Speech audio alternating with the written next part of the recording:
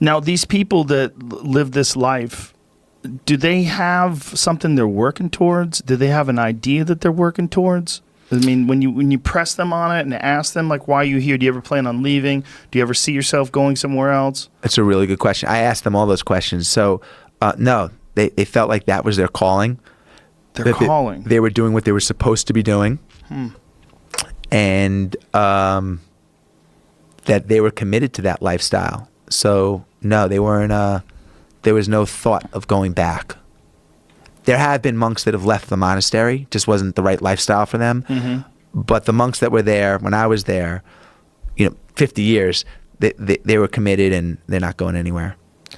But when you say, that's what's confusing to me. Like, I understand that they're enjoying it, and I understand that they like that life, but that it's a calling, like the calling to do nothing or just think.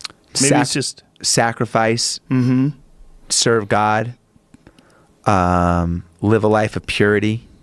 This is not right. I understand. I couldn't do it, but I think that's kind of the mindset around it, and step away from the regular life that they were living. What's interesting is that they weren't born into the monastery. Right. A lot of these guys made this decision in their 20s, 30s. So what were their jobs before they did it? All over the board. All over the board, literally. One guy, one of the monks was a lifeguard as a teenager. Wow. Just all over the board. So, but regular jobs, just always felt connected to God and connected to this higher living a life, just, under these terms.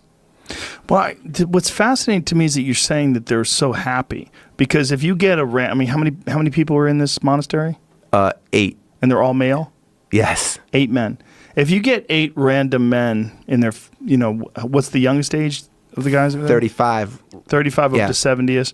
You get 8 random 35 to 70s and ask how many of them are happy, actually truly happy. Maybe 2, right? How many people do you think are happy? Well, they just did a study. There's a famous Harris study on happiness in this country. I think 67% of people are unhappy. That is fucked. Here I did this, Joe. This is a good test. Maybe you'll want to do this.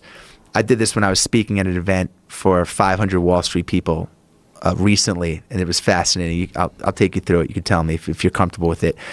But if you take all the areas of your life and put them in a blender, okay? So take where you live, your relationships, your finances, your health, everything.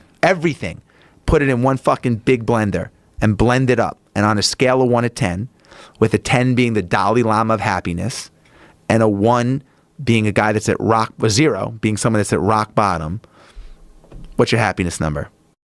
Me? Yeah. I'm pretty fucking happy.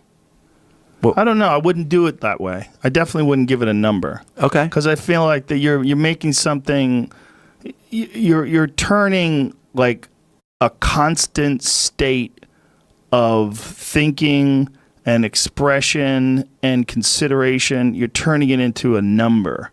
And I don't like that idea. I don't like that idea because I think it's a management issue.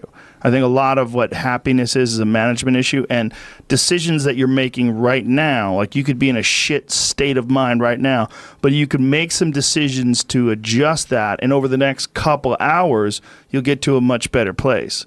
And these constant management decisions, they waver in and out of your life on a daily basis. Like this idea that you could have a good mindset and then all of a sudden you'll be happy. That's horseshit.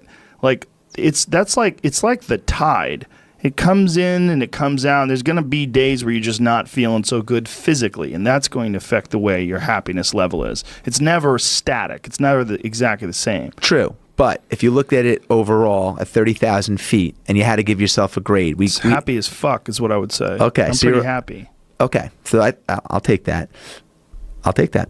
Most people in that room, raise their. I said, if anyone is 7 and for anyone that listening that wants to do it, raise your hand if you're 7 or below. I don't want to put anyone on the spot. And the majority of the room stood up. Right. Being a 7 and thinking like 7's a pretty happy number. Mm-hmm. But a 7, if my son comes home with a 70 on a test, it's a C minus. Right. And all I'm saying is, what's interesting about the test, though, if you do actually go through the process, for those that like go through and get a number in their head or whatever, or do want to give themselves a grade, Right. your brain automatically goes to a 10 and then subtracts the 2 or 3 things pop in that bring your happiness down. It's a great way to identify what's making you unhappy. And that, you know what I mean? Right. Like you started at 10, you're like, oh, fuck, my relationship or this or that. Usually it triggers an automatic, like, this is what's fucked up in my life response. Right. And it helps you identify. But it's interesting. We have benchmarks in so many things in our life. You have an IQ test. You have tax brackets to measure your wealth or financial statements. You have IQ tests, like I said. You can get on a scale to measure your weight. But you're right. Happiness is one of those things. It's like, how do you benchmark it?